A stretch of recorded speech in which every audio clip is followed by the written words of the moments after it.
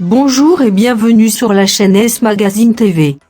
Pour ceux qui ne sont pas encore abonnés, cliquez sur le bouton et activez la clochette pour ne rien manquer de notre prochaine vidéo.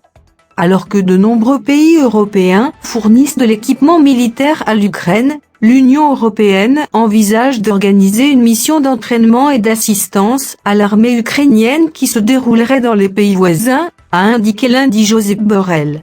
La proposition sera discutée la semaine prochaine à Prague, lors du Conseil des ministres de la Défense des pays membres de l'UE. Une guerre qui dure et qui semble devoir durer nécessite un effort non seulement en termes de fourniture d'équipement, mais aussi d'entraînement et d'assistance à l'organisation de l'armée, a commenté M. Borrell en Espagne. Nous sommes face à une guerre à grande échelle, une guerre conventionnelle avec des moyens extraordinairement importants et des centaines de milliers de soldats, a-t-il expliqué. Même son de cloche à Kiev, où l'armée ukrainienne a préparé ses troupes à l'idée d'un conflit de longue haleine. Un conseiller de la présidence ukrainienne, Mikhailo Podolyak, a affirmé que depuis des semaines, le Kremlin cherche à convaincre l'Ukraine d'entrer en négociation pour geler le conflit. M. Podolyak estime qu'en réalité, Moscou ne souhaite pas un dialogue de paix sérieux, mais cherche à obtenir une pause opérationnelle pour son armée avant de lancer une nouvelle offensive.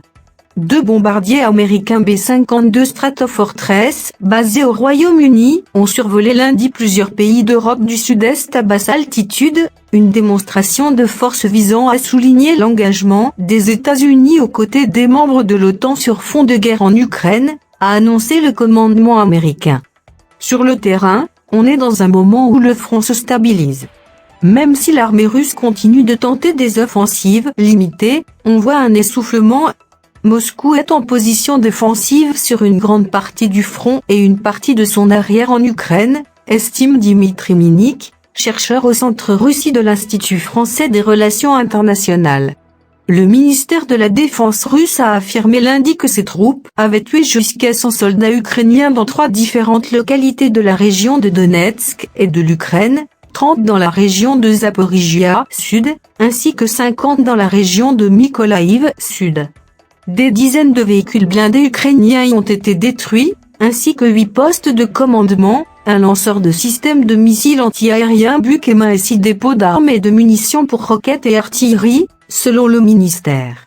À Kharkiv, nord-est, deuxième ville d'Ukraine, les secours ont dégagé 19 morts au total des décombres d'un immeuble détruit vendredi par une frappe russe, a annoncé lundi la présidence ukrainienne.